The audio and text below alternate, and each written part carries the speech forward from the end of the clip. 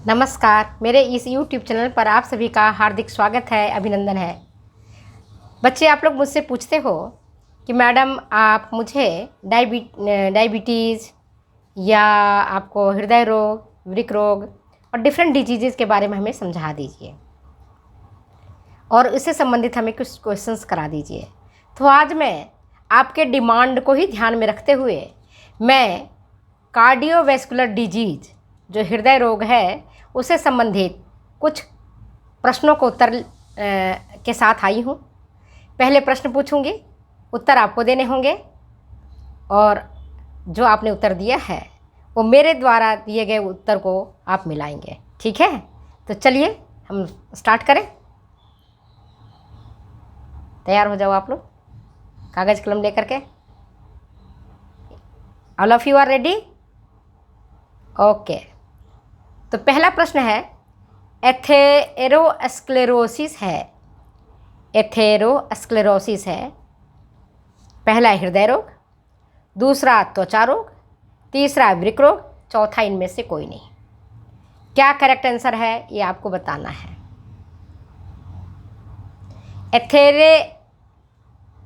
Atherosclerosis है हृदय रोग, त्वचा रोग, वृक्क रोग या इनमें से कोई नहीं।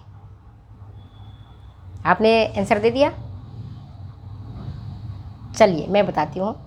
एथेरोस्क्लेरोसिस करेक्ट आंसर है।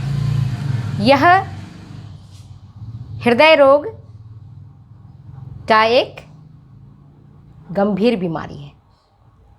इस स्थिति में रक्त नलिकाओं जो धमनियाँ हैं उनकी जो भीतरी दीवार है उनमें कोलेस्ट्रॉल और ट्राइग्लिसराइड का डिपोजिशन हो जाता है।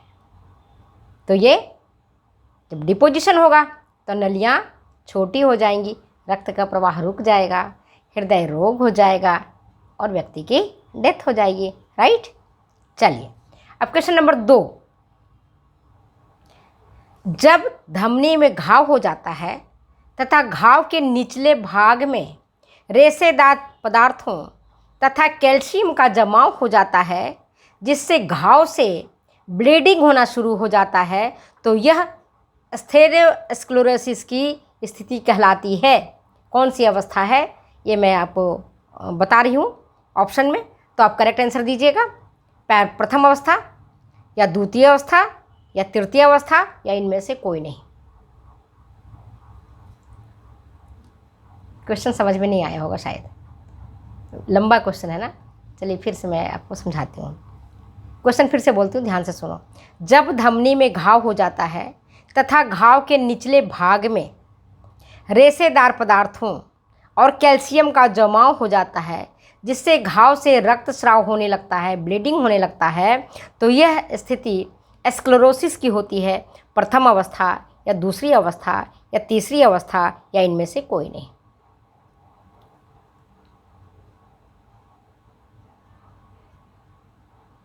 आंसर है तीसरी अवस्था। इस स्थिति में रक्तस्राव के कारण कई बार रक्त का थक्का अंदर ही अंदर जम जाता है। जब रक्त का थक्का जम जाएगा तब रक्त का प्रवाह रुक जाएगा, और जब रक्त का प्रवाह रुकेगा तो जो हमारा वाइटल ऑर्गन्स है, जैसे दिमाग है, मस्तिष्क है, या आपकी किडनी है, या लीवर है, पेनक्रियाज है, इनमें रक्त पहुंचने में बाधा उत्पन्न होगी। हार्ट तक रक्त नहीं पहुंच पाएगा जिससे व्यक्ति की डेथ हो जाएगी। ये तीसरी स्टेज है और लास्ट स्टेज है। फर्स्ट स्टेज में तो सामान्य सी है, दीवारों पर थोड़ा सा कोलेस्ट्रॉल जम गया, थोड़ा दूसरे पदार्थ भी जम गए। द्वितीय अवस्था में थोड़ी ज़्यादा हो गया तो ल्यूमन छोट सकरा हो गया, और तृतीय अवस्था में तो घाव हो गया, उसे ब्लीडिंग होने लग गया, रक्त का थक्का जम गया, अब रक्त का प्रवाह रुक गया। कई बार सुनते हो ना कि वो गिर गए थे कभी किसी टाइम में, तो उनका ना ब्लड क्लॉटिंग हो गया था, अब पता चला है और अब उनका ऑपरेशन किया जाना है या उनको परेशानी हो रही है। ठीक है। क्वेश्चन नंबर अब चौथा। एंजीना पेक्टोरिस के कारण है। एंजीना पेक्टोरिस के कारण है एथेरोस्क्लेरोसिस, नेफ्राइटिस, पेप्टिक अल्सर या ट्रॉपिकल स्प्रू।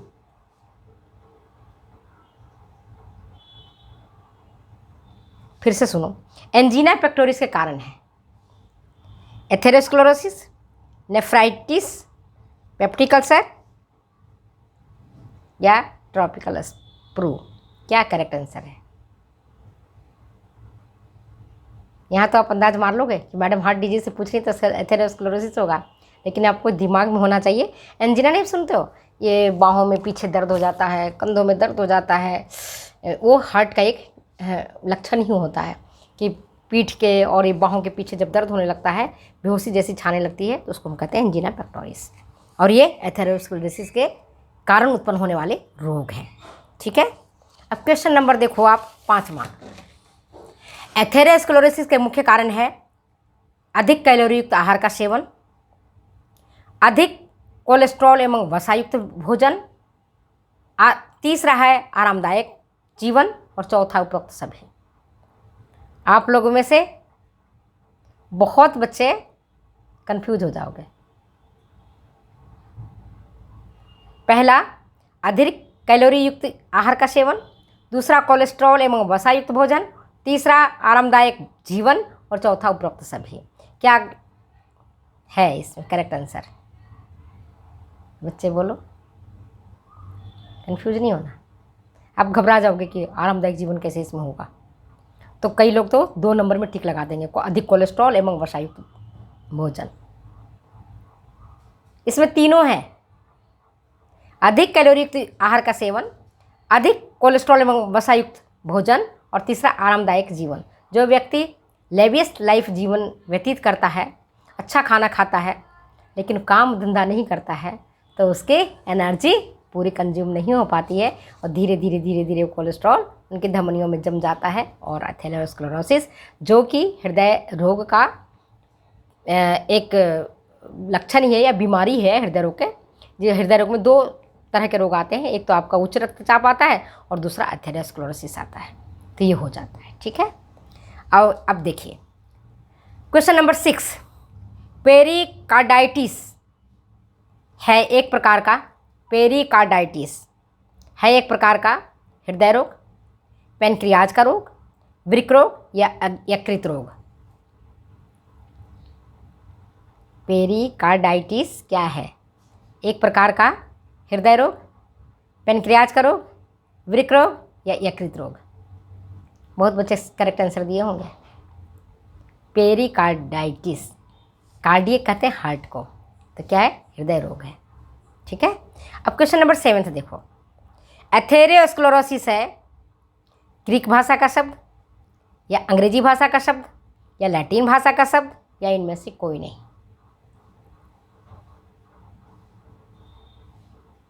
कौन सा भाषा का शब्द है? कंफ्यूज कर जाओगे आप, कहोगे ग्रीक है कि लैटिन है। तो ये लैटिन भाषा का शब्द है जो 2 शब्दों से बना है, एथेर और स्क्लेरोस। एथेर का मतलब दलिया जैसा, दलिया देखो खाते ना अपन, दलिया है, गेहूं की दलिया या ओट की दलिया, छोटे छोटे होते हैं दाने, दलिया जैसा। और स्क्लेरोस का मतलब होता है कठोर, जो दलिया जैसा कठोर। और कहाँ कठोर होता है वो किस में जाके जमा होता है? धमनियों में, धमनियों की दीवारों में, इसीलिए इसका नाम एथेरोस्क्लेरोसिस पड़ा है। अब क्वेश्चन नंबर 8 देखो। हृदय अंतरोध होने का कारण है, हृदय अंतरोध होने का कारण है एथेरोस्क्लेरोसिस, उच्च रक्तचाप, निम्न रक्तचाप या नेफ्राइटिस। थोड़ी कंफ्यूजिंग क्वेश्चन है। हृदय अंतरोध होने का कारण है एथेरोस्क्लेरोसिस। इसी से अंतरोध, हृदय अंतरोध और दूसरी अन्य कई बीमारियां हो जाती हैं। तो आपको 8वां क्वेश्चन भी समझ में आ गया। अब क्वेश्चन नंबर 9 चलते हैं, है ना। हृदय अंतरोध होता क्या है, इसके बारे में थोड़ा सा मैं आपको समझा दूं। कोरोनरी ऑक्लूजन इसको बोलते हैं। ये क्या होता है कि जब हृदय के आंतरिक दीवारों पर वसा, लिपिड, ट्राइग्लिसराइड, रेशेदार पदार्थ और अन्य पदार्थ जब उसमें जम जाते हैं कैल्शियम सहित, तब उसका लचीलापन समाप्त हो जाता है। जो धमनी की दीवारें लचीली होनी चाहिए, जिससे कि रक्त का प्रवाह हो तो वो कठोर हो जाती हैं, सख्त हो जाती हैं, है ना। और इसके कारण रक्त परिसंचरण में बाधा उत्पन्न होता है। जब कोई कठोर चीज़ रहेगी तो रक्त परिसंचरण में बाधा उत्पन्न होगा, और कई बार इस कठोरता के कारण अंदर ही अंदर ब्लीडिंग होने लगता है, अंदर ही अंदर रक्तस्राव होने लगता है, और इसी को हम हृदय अवरोध बोलते हैं। क्या बोलते हैं इसको? हम हृदय अवरोध बोलते हैं, कोरोनरी ओक्लूजन बोलते हैं। क्वेश्चन नंबर 9 देखो आप। क्वेश्चन नंबर, हृदय रोग का मुख्य कारण है, क्या कारण है? अंतःस्रावी हार्मोन, दूसरा लाइपोप्रोटीन, तीसरा वसा, चौथा उपरोक्त सभी। करेक्ट आंसर क्या है? सबको पता है, बहुत तेजी क्वेश्चन है। अगर आप सो के भी उठोगे ना तो इस क्वेश्चन को कर लोगे। क्या कारण है हृदय रोग का? अंतःस्रावी हार्मोन, या लाइपोप्रोटीन, या वसा, या उपरोक्त सभी। आंसर क्या है? उपरोक्त सभी। एंडोक्राइन हार्मोन के अनियमितता से एथेरोस्क्लेरोसिस रोग हो जाता है। लाइपोप्रोटीन के कारण भी होता है और वसा के कारण भी होता है, खास करके जब सैचुरेटेड फैट हम लेते हैं, जैसे घी ले लिया, मक्खन ले लिया, डालडा ले लिया अधिक मात्रा में, तब उसमें कोलेस्ट्रॉल की मात्रा अधिक होती है, और हमें कोलेस्ट्रॉल की मात्रा अधिक नहीं लेनी चाहिए। अगर ज़्यादा लोगे तो ये बीमारियां हो जाएंगी। ठीक है। अब क्वेश्चन नंबर 10 देखो। हृदय रोग के कारण हैं, हृदय रोग के कारण है पहला कठोर पानी, दूसरा कोलेस्ट्रॉल, तीसरा कार्बोज, चौथा उपरोक्त सभी। करेक्ट आंसर क्या होगा?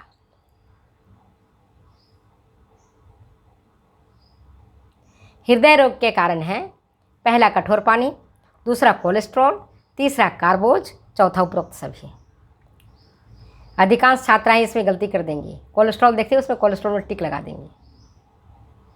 कहीं कार्बोज तो है नहीं, कठोर पानी हो नहीं सकता, कोलेस्ट्रॉल होगा। इतनी सिंपल क्वेश्चन नहीं है बेटा, थोड़ा सा ध्यान लगाओ। तो तीनों इसका आंसर है। हृदय रोग से बचाव के लिए कैल्शियम और मैग्नीशियम का पानी में उचित मात्रा में होना अनिवार्य है। ज़्यादा होगा तो नुकसानदायी, कम होगा तो नुकसानदायी। तो कम होने से अगर कैल्शियम की मात्रा पर्याप्त रहती है तो हमारा हार्ट ठीक प्रकार से काम करता है। एक बच्चे ने मुझसे पूछा था कि मैडम हार्ट के उत्तम स्वास्थ्य के लिए किन किन खनिज लवणों की होना अनिवार्य है। तो बेटा इसमें सोडियम और पोटेशियम अगर आता है, दोनों ऑप्शन है, तो उसमें पोटेशियम होना चाहिए। अगर पोटेशियम की मात्रा कम होगी तो हार्ट हमारा ठीक प्रकार से काम नहीं करेगा। ठीक है। तो सोडियम पोटेशियम भी, सोडियम पोटेशियम कैल्शियम है, तो इन तीनों में आप जो ऑप्शन दोगे वो पोटेशियम का दोगे। करेक्ट। अच्छा, क्वेश्चन नंबर 11वां। कंजेस्टिव कार्डियक फेल्योर के अंतर्गत आते हैं। कंजेस्टिव कार्डियक फेल्योर के अंतर्गत आते हैं पेरिकार्डाइटिस, कोरोनरी थ्रोम्बोसिस, या उपरोक्त दोनों ही, या इनमें से कोई नहीं। थोड़ा सा एवरेज क्वेश्चन है, जो बच्चे पढ़े होंगे कार्डियोवैस्कुलर डिजीज तो करेक्ट कर देंगे। दोनों ही इसके अंतर्गत आता है, पेरिकार्डाइटिस और कोरोनरी थ्रोम्बोसिस। ठीक है। अब चलिए क्वेश्चन नंबर 12वां देखते हैं। हृदय रोग की स्थिति में कैलोरी की मात्रा घटानी चाहिए, बढ़ानी चाहिए, या जितनी ज़रूरत है उतनी देनी चाहिए, या इनमें से कोई नहीं? क्या होनी चाहिए? करेक्ट आंसर बोलो, दिमाग पर जोर लगाओ, दिमाग का ताला खोलो। क्या है करेक्ट आंसर? कैलोरी की मात्रा घटानी चाहिए 5 से 10%। अब कैलोरी उतना ही मात्रा में दोगे या अधिक मात्रा में दोगे तो कैलोरी मतलब कि जो ज़्यादा आवश्यकता से अधिक अगर आप कैलोरी लेते हो तो कार्बोहाइड्रेट डाइजेस्ट होता है और क्या बनाता है? ग्लूकोज। ग्लूकोज को होता है ग्लाइकोजन में कन्वर्ट। कुछ तो जमा हो जाता है आपका लिवर में और बाकी चला जाता है मांसपेशियों में, है ना। और फिर वो बाकी रक्त में रहता है और रक्त के माध्यम से वो धमनियों में जमता चला जाता है, और धमनी के जो दीवार है ना, उसकी दीवार को ये संकरा बना देता है। नाली मतलब जो नली है उस नली को ये संकरा बना देता है। इसलिए कैलोरी की मात्रा को 5 से 10% घटा दिया जाना चाहिए। मान लीजिए किसी व्यक्ति को 1500 कैलोरी की ज़रूरत है तो 5 से 10% घटा दो। 10% घटाते हो तो कितना होना चाहिए? 150 कैलोरी कम हो जाना चाहिए। 5% घटाते हो तो 75 कैलोरी कम होना चाहिए, किलो कैलोरी। और 5 से 10 के बीच में घटाना है, 7%, 8%, 9%। तो इस हिसाब से कैलोरी कम देना चाहिए, ज़्यादा नहीं देना चाहिए। ठीक है। अब क्वेश्चन नंबर 13वां, हृदय टॉनिक कहा जाता है। इंपॉर्टेंट क्वेश्चन है, आ सकता है। हृदय टॉनिक किसको कहते हैं? पालक को, बथुआ को, पपीता को या मक्खन को?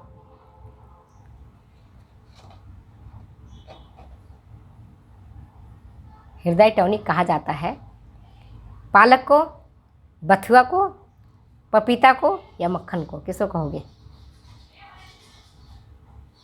बथुआ। कितनी इंपॉर्टेंट है बथुआ, हम लोग खाते नहीं है कि अरे बथुआ की बना दी सब्जी, बथुआ बना दिया, बथुआ के पराठे बना दिए, बथुआ रायता बना दिया। बहुत महत्वपूर्ण है। इसमें लोहा भी है, एनीमिया को भी दूर करता है, हार्ट को मजबूत करता है। इसमें सभी पौष्टिक तत्व मौजूद होते हैं जो हमारे हार्ट के लिए नितांत आवश्यक है। तो अब आप लोग, मैं समझती हूँ कि सब लोग बथुआ का उपयोग अपने घरों में खानों में करोगे किन्हीं न किन्हीं रूप में। ठीक है।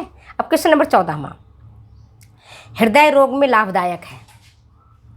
हृदय रोग में लाभदायक है पहला पपीता, दूसरा बथुआ, तीसरा प्याज और लहसुन, चौथा उपरोक्त सभी। क्या दोगी? कोई हृदय के रोगी है और आपसे पूछने आया कि आप लोग होम साइंटिस्ट हो और भैया कॉलेज के या स्कूल के टीचर हो, आप होम साइंस पढ़ी हुई हो, तो मुझे बता दो ये हार्ट रोग हो गया, हम क्या खाएं? तो क्या बताओगे? करेक्ट आंसर क्या दोगे? पपीता, बथुआ, प्याज और लहसुन या उपरोक्त सभी? आंसर क्या होगा? उपरोक्त सभी। पपीता फ़ायदेमंद है, बथुआ आपको बता दिया हार्ट टॉनिक है, प्याज और लहसुन जिसमें कच्चा प्याज तो बहुत ही लाभदायक है, वह एस्पिरिन दवा की तरह काम करता है। इसलिए हार्ट रोगी को, जिसको हाई ब्लड प्रेशर भी है, उसको कच्चा प्याज सलाद के रूप में काट करके ज़रूर देना चाहिए। अब क्वेश्चन नंबर 15वां, सबसे ज़्यादा कोलेस्ट्रॉल होता है। सबसे ज़्यादा कोलेस्ट्रॉल होता है पहला अंडा, दूसरा सरसों का तेल, तीसरा सोयाबीन का तेल और चौथा उपरोक्त सभी।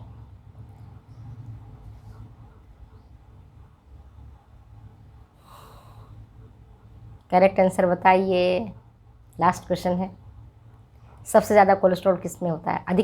अधिकांश छात्राएं इसमें करेक्ट करी होंगी, पता है सबको अंडा होगा। ठीक है। तो अगर ये क्वेश्चन आपको और ये वीडियो आपको अच्छी लगती है तो प्लीज़ शेयर करें, कमेंट करें, सब्सक्राइब करें। फिर मिलते हैं बच्चे अगले वीडियो में अगली चीज़ों के साथ। आपकी फरमाइशों को पूरी करते हुए वृंदा सिंह मिलेगी अगले वीडियो में। Thank you. तब तक जाने की इजाज़त। बाय बाय बच्चे।